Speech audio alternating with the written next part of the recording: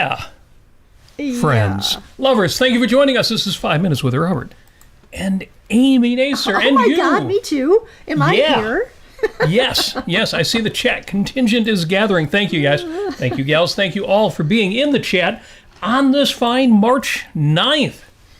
Yeah, wow. 5 days ago we marched 4th, and it is March 9th, 2023.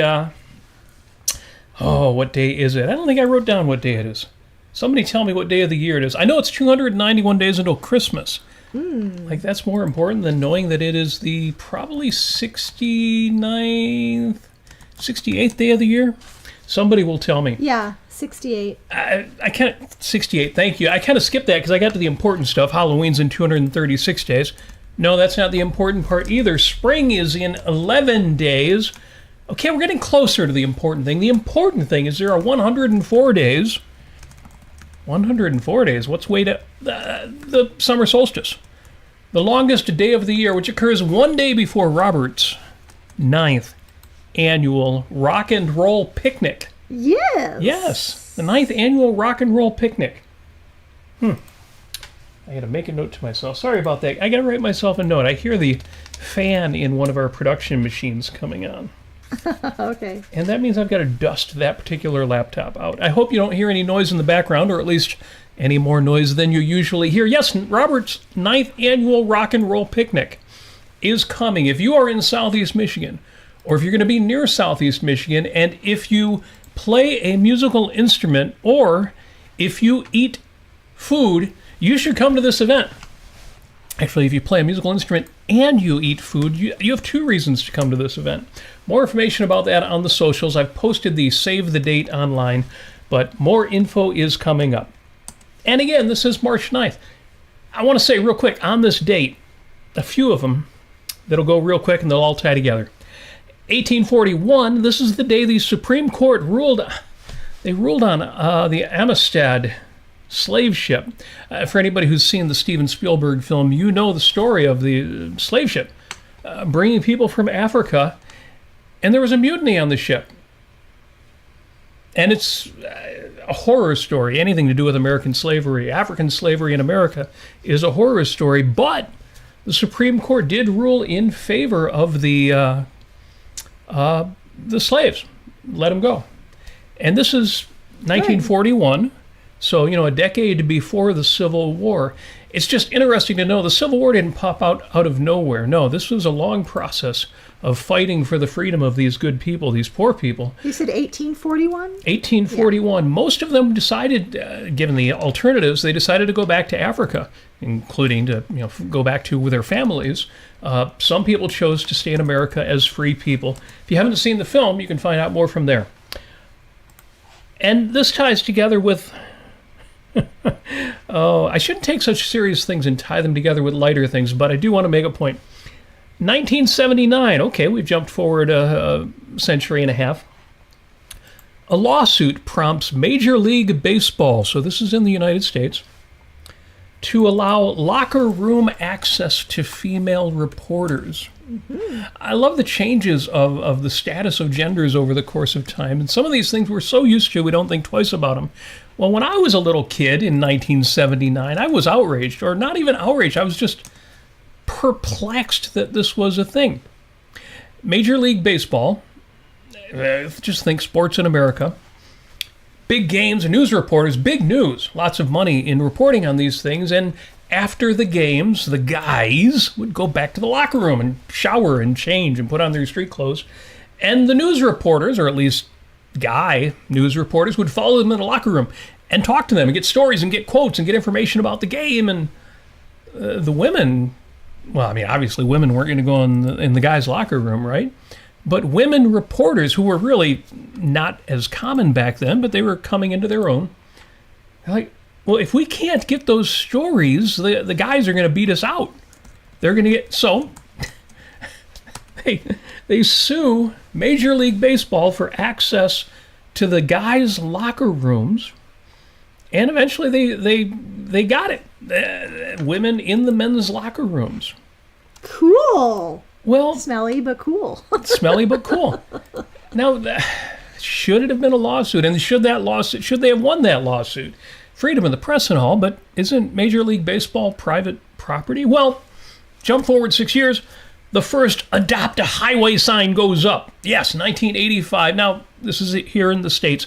I'm sure over in Europe, in the UK, up in Canada, down in Mexico by the Gulf of Amistad. No, that would be Amerigo.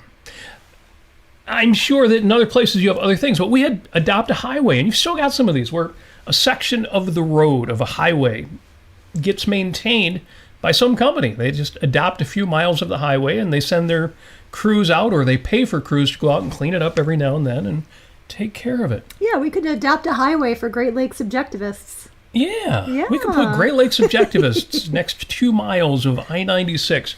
That would be cool. Now tell me in the chat, I want you to vote. Do you vote for imposing regulations on Major League Baseball of who they're allowed in their locker rooms by law, by the government, or do you vote for private solutions?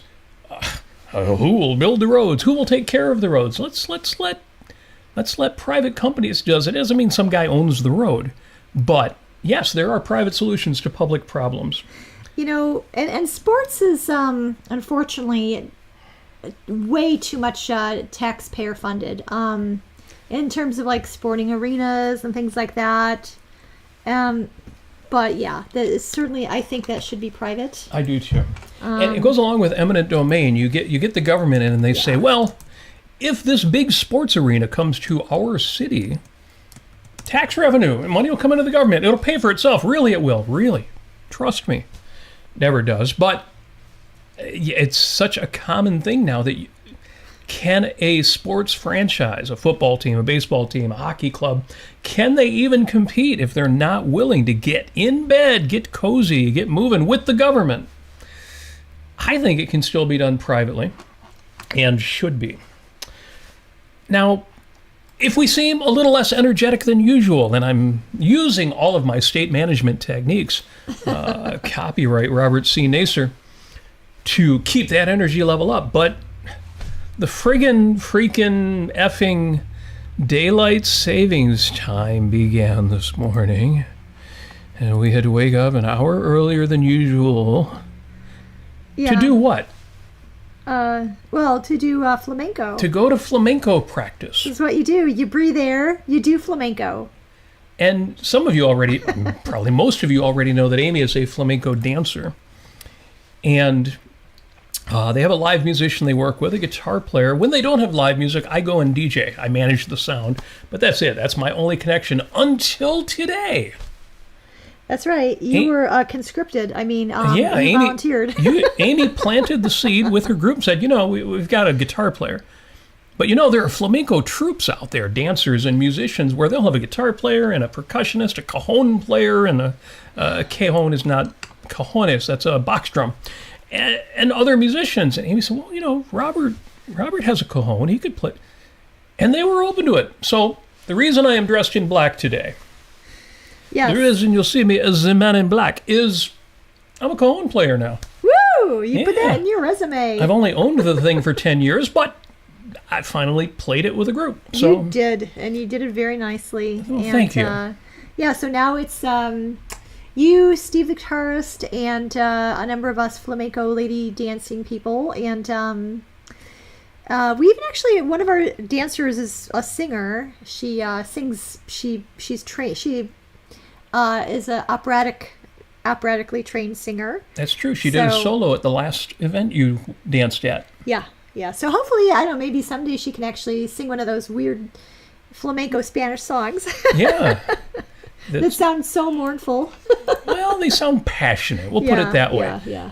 Mournful, but passionate. Yeah, so going back to daylight savings time, yes. It's, as I told Robin in the chat that we have daylight savings time disease, and we all want your thoughts and prayers. We're dozing. But it's a big boon, and I love seeing names of people that we've met in the UK, and people from Europe who we met in the UK, because y'all get to watch this, hang out with us, be in the chat an hour earlier than usual. Yeah, what, for 2 or 3 weeks? Yeah, for 3 weeks. Some of these folks, it's so great that one of the reasons I'm so grateful is, you watch us at all, but you hang out, you give us your comments, and some of you are staying up till midnight to do this. Yeah, and I gotta say, I typed in to Google who lobbies for daylight savings time. Nobody anybody's listening to. Lobbies for it. Everybody lobbies for it. The friggin' it's all like the National Retail Federation, the U.S. Chamber of Commerce, the National Association of Convenience Stores. But they could. If you don't like going back to standard time because, it'll be too dark, too early, too late, too whatever, then choose the other one. And I can't believe this is actually a thing. But some people are saying, well, no, I don't want to go back to standard time. I want it to be permanently summertime. Does it matter? Well, if you call it 8 o'clock and it's really not light out, it changes what people do, even though you could just change your freaking schedule. It doesn't matter what the number is. Change your schedule. I would vote for daylight time as all throughout the year.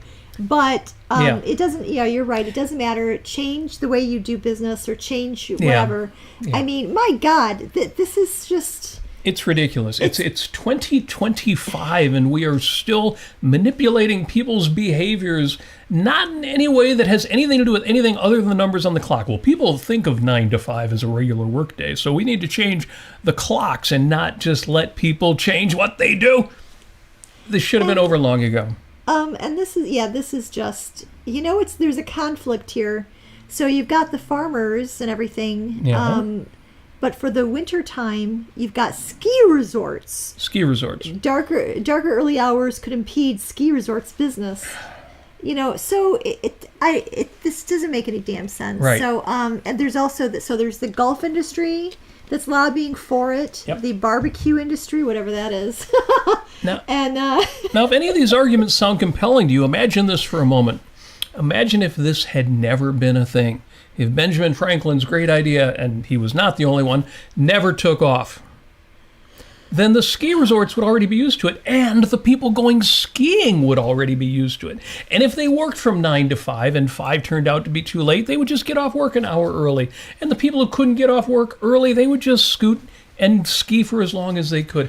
And the people who didn't work those hours would really be able to take advantage and go skiing more often. Point is, if it had never been a thing, it wouldn't be a thing. Nobody would make this a thing if it hadn't already been a thing. And in terms of trying to manipulate people's schedules and behavior in terms of, retail and things like that, taking away an hour of sleep and messing with people's sleep schedule is just going to make them tired all the way around, and it's just not healthy, and you're not going to have people doing as much shopping if they're really tired, they don't want to go out. Right. So I mean, it just doesn't anyway. So anyway, those are the people to write to if you are angry about we've this. We've got to put an end to this.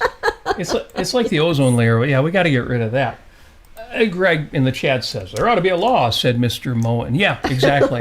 To quote the great Ayn Rand, to quote one of Ayn Rand's characters, I always think of Serge in the film Chocolat. Yes. He said... We got to watch that soon. Serge is like, Josephine, she's such a cow. And, there's trouble down at the river, and so the Count says, something must be done. Something must be done, Serge. Something must be done, Serge. Yeah, the Count Renaud ends up... well, he doesn't do anything. No, Serge goes out and says, you wanted something done. So I won't tell you. If you haven't seen the film Chocolat yet... Yeah, you got to go see it. See that film. It's like chocolate without an E at the end, because it's French. Come on. So yes, absolutely. Thank you for that. I would have said, we'll leave that too. And yes, you're right, Robin. Robert has cojones. And I have a cajon. So life is good. Yeah, I'm very proud of that. And of playing the cajon with the flamenco troupe, because these girls are great. You're going to like, and then you're going to get, so Robert has actually played flamenco guitar. He doesn't think he has, but he has. Well, we did do a flamenco routine at Ocon in the talent show. Yeah, a few years back. And in fact, we tied for third place. Second place. Oh, wait, third place. Third place. With Mike Dart. That's right.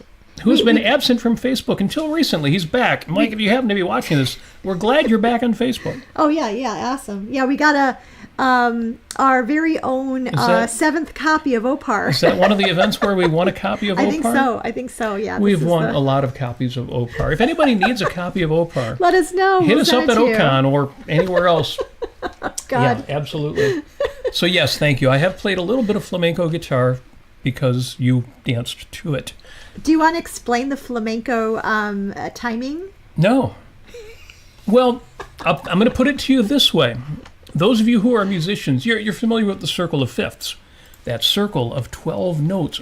Well, in flamenco, they have a clock. Yes. And it's 1, 2, 3, 4, 5, 6, 7, 8, 9, 10, 11, 12. And a common flamenco beat is, 1, 2, 3, 4, 5, 6, 7, 8, 9, 10, 11, 12. But sometimes they start the clock at 12 and not at 1. Yes. And it's the same rhythm but shifted. And sometimes it's not even that. And I swear to you, learning the flamenco clock is like learning the circle of fifths. I know the circle of fifths inside out, but when I try to explain it to people, they're like, I don't get it, because as you learn the circle of fifths, you learn 20 other things that kind of fed into it. This flamenco stuff is just like that, and I'm like... It's a little difficult. I can count to 12, but you don't really get it until you do it a lot in different ways, and with different people, and with different levels of sobriety. And when we say that, you're like, well, why can't you just have it in 6/4? Well, there are accents that you have, and it's a consistent pattern where... I'll try starting. Let's try start streaming and see what we get. Let's see. Right, let's just see here. It says we're live again on YouTube. Looks like we're live again on Facebook. Folks, if we are live, if you are there, if everything is still working, send a message in the chat so we can see that you're still there and everything is still cool. Oh, good. We're back on YouTube.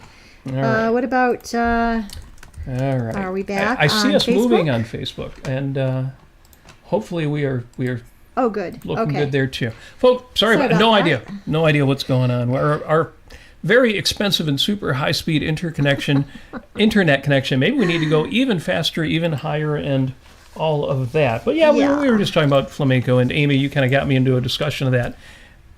When you... think America from West Side Story.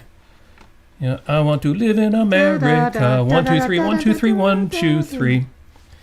That's it. That's everything that you need to know in order to be a flamenco cajon player. Yeah, so, actually, we got a comment. Where did it go? Charo. So Tom mentioned Charo, the one lady who does the Coochie song and all that good stuff. Yes, a little Mexican dancing there. This is different. Well, no, she was actually Spanish. Was she Spanish? She was Very Spanish. Good. That's right. We've talked about her before, haven't we? Yeah, I mean, I didn't know this, and she played guitar phenomenally. I mean, she was just great. What a ball of energy she was. Yes. And I wonder if she's still around. Let me look this up. Yeah, she was like the Mexican Zsa. Yes, very, very cool. And yes, I've said before, I have a prejudice for singers who also play an instrument. She's so that's still living. Extra cool. Is she still alive? She is, gosh, it doesn't say. Born Maria Rosario Pilar Martinez. So 1951. Yeah. That's when she was born. Yeah, so 75 years. Seems like she would have been older than that, but I guess not. 75 years old. Cool. Yeah, that's so awesome. Cool. Love it. Excellent. Or 76. They don't say. What? She was born in January, so something like 75. That. Yeah. Yeah. Okay, good. Excellent. Again, this came up because daylight savings time. We're all for eliminate. Just like the ozone layer, we got to get rid of that. Anybody who doesn't know the ozone layer reference, you've got to see the film version of Buffy the Vampire Slayer. And that means not only is it the first day of daylight savings time in the United States of America, but not for another 3 weeks in England. Yes. And I don't know when they change in Canada or Mexico. I gotta look that up. I don't know. It's also Check Your Batteries Day. I think it used to be Change Your Batteries Day, but I think people are being encouraged maybe not to waste so many batteries. I say waste the batteries. If you've got smoke detectors out there or anything else where you should be changing the battery every year or a couple times a year, don't check it. Wait, get rid of it. Batteries aren't that expensive, and if it's going to keep you from burning down the house, then that's what you should do on this Check Your Batteries or Change Your Batteries Day. And as I kind of hinted before, it is a birthday today. The birthday of Amerigo Vespucci, the explorer. The guy who America was actually named after. He didn't name it himself, but he was honored by the guy who did I don't have it in front of me, the gentleman who did actually name America. So I say we do we split the baby and call the Gulf of Amerigo. Yeah. So now it's not Mexican or American, it's Italian. That's right. I like that idea. Just like Solomon did when the two women came with the baby and said, "That's my baby." "No, that's my baby." And, Solomon had the brilliant answer, "Let's just cut the baby in half and you each get a half of the baby." That sounds like a real horror story until you tell the rest of the story. The idea was, the woman who was really the mother of the baby said, "No, don't do that, just give her the baby." And that proved that actually she was the real mother. No, it's a strange story. I mean, okay, too clever by half. Literally. Oh, it's also Martin Fry's birthday. So yes, we are engaged in a conspiracy of love today.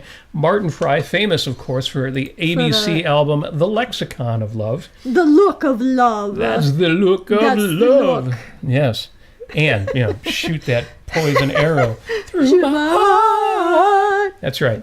So happy birthday, Martin Fry, who is only 66 years old. We need to do more singing. We do. We actually had a detractor call us names online. Ooh, can you imagine some of you somebody may have seen online that, yeah. called us names? We have been declared, and this relates to our theme for the week, we have been declared narcissists. Yes, very much so, yes. You and Amy are narcissists. I was told and to she F also off. said that we did not have good singing voices. No, she said that about me, not you. Oh, well, thank you very much. You must love my singing voice. Yes, after telling me to F off and we're narcissists and all this other stuff, she ended with, "Oh, and Robert, you can't sing." I'm like, I knew that. You didn't have to tell me that part. I'll look into the rest of it, but I already knew about the singing. Bless her heart. Yes. Bless her heart. I mentioned that because I have told you before, and I'm telling you again, you should be singing. All of us should be singing. Now, maybe I should have been clever enough not to post my singing on the internet, but you should be singing. You should be singing in the shower. You should be singing in your car. Everybody should do that. But really, you should Robin get out there on stage too. Get in the karaoke. Do all the things. Thank you, Robin, for you say, "Pretty good singing voice, Amy, for a narcissist." Yes. You sound like a narcissist. Gosh, thanks. What does a narcissist sound like? Let me listen to the State of the Union address. With the petulant in chief. Well, I wouldn't bring up politics, but politics is the reason why I don't know if she would say it, but politics was the reason we were denounced. Oh, was it? Yes, for being critical of Der Fuhrer. I'm sorry. I've got to stop that. For Mr. being Bigby. critical of our revered and honored President of the United States. Dear leader, our El Presidente. That's why we were denounced. Now, the point I want to make today is I don't want to be mean-spirited about the people I disagree with. There was this, I had just said, we shouldn't laugh at the people we disagree with. That didn't really print well. And, I intentionally printed it very small. This is not for showing off, it's just for me to read. I'm posting online. Don't laugh, react at people you disagree with. Laughter should be for humor, it should be light, it should be fun, it should be for positive values. If you disagree with somebody, engage with them earnestly, not maliciously. Right. And then, right after that, I happen to open Facebook, and a post comes up here that says, "The entire world laughed at us for the last 4 years. No one is laughing anymore." And I immediately, of course, started laughing. Well, part of it is because of the way they phrase it. It reminds me of the old joke, They laughed when I said I wanted to be a comedian, but nobody's laughing now. Yes. Old joke. The entire world laughed at us for the last 4 years. No one is laughing anymore. I mean, even if you are on the side of this, the group that posted it originally is Republican Patriots. Apparently there are patriots on the Republican side too. Are they now? I guess, that's what they say. And It's just so obvious that when you post this, anybody who disagrees with you is going to find that zero credibility. The very first reaction they got was, no, they respected us for the last 4 years. They're not laughing now either because they're horrified or scared of this narcissistic, sociopathic, fascist wannabe. Hey, by the way, I'm reading this from Bad Girl Art. This is not me. I am no longer going to engage in that kind of hyperbole. But did she leave a laugh emoji? That's a good question. They list the emojis in the order in which they were received. The likes were the number 1, but laughter was the number 2 emoji. But, I think maybe they thought of that same joke I did, and they're just, lighthearted and cheerful. Yes. Yeah, Bonnie says it's so hilarious because you could take it both ways. Yes, exactly. Exactly. And so posting that is so weird exactly for that reason. It was strange to me that I don't want to believe people are stupid, but well, but yeah, what do you? They're bless their hearts. Yes. And my point would be this, because that's all they're thinking through right now. Yeah. Well, they're thinking through something. They're thinking through some organ besides their brain, and I don't mean their cojones either. They're thinking through their liver or their appendix, their spleen, some organ that doesn't do much. And I had a bit of a tantrum myself yesterday. Oh, did ya? Yeah, we were oot and a boot. Oot and a boot. For you non-Canadians, that means out and about. And we are the 51st province of Canada here in Michigan. Yeah. So. And we went to the shopping mall. 11th, I'm sorry, 11th. And I love shopping malls. Even though some of them are closing down these days because of online shopping, some of them are still doing really well, and I love me a good shopping mall. Yeah. And we're hanging out at the mall, and I look at my phone. Don't look at your phone when you're at the mall. Don't look at your phone when you're hanging with your family.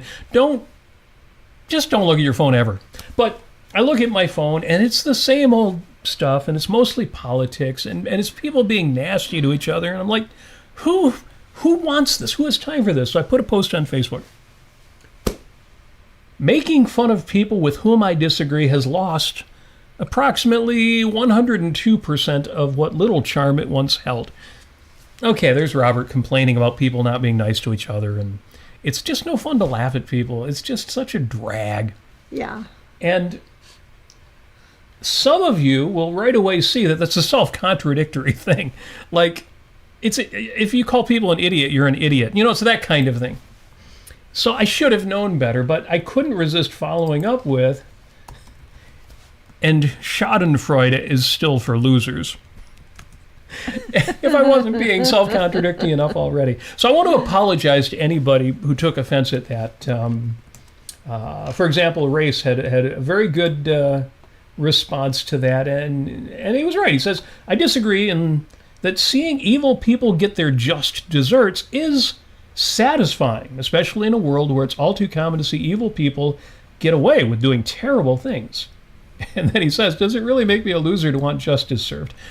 Obviously not. And I apologized and explained myself a bit and said, don't take it too much to heart. Because, no, if that's your response, no, absolutely not. No, what I'm talking about is the kind of hooligan laughter. Right. That likes seeing people miserable as an end in itself. Yeah. A cop, when he arrests somebody, doesn't say, ha, I got you, you're a loser. No, it's just, that's not only is it not professional, it's not even what you want. It's in those contexts, it's like, oh, God, this is horrible. I got to go home and just, I watch too much true crime to see any of that stuff. It's, yeah. Well, you know what it looks like then when cops act right and when they don't act right. Yeah. And the point is not that, well, the cop has to be that way because he's a professional. The point is there's nothing in it for you. Right. Again, you should feel good when bad people are apprehended and when they're punished. You should feel good about that. You shouldn't feel gleeful, and you shouldn't be sneering, and you shouldn't be...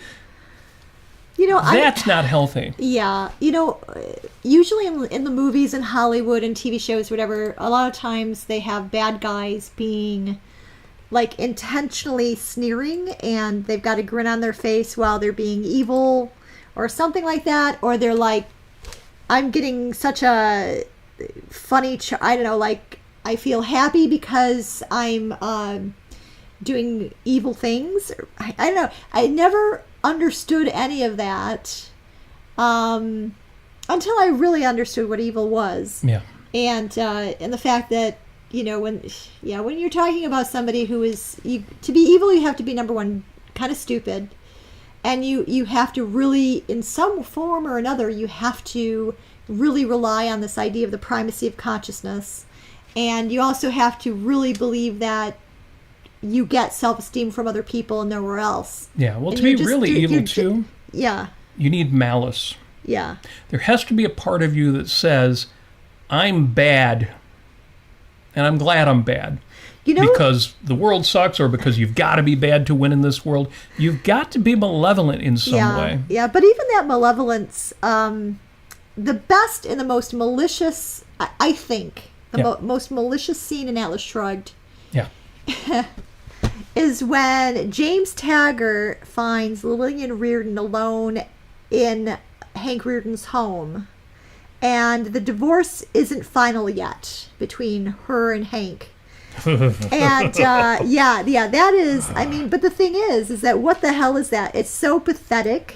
It's so, I mean, God, it's vomitous. There's nothing in it for anybody. There's nothing in it for either of them except some like momentary illusion that they somehow are getting both back evil and efficacious. Yeah. And Yes. But they're not. They're not efficacious. Oh my gosh. Yeah. Yeah. So anyway, I think that's probably the most malicious scene. That's a good example. Yeah. I mean, there are more malicious scenes, but they're obvious and they're clear. That one is just smutty and small and ugly for the sake of being ugly. Yeah. Let's be ugly.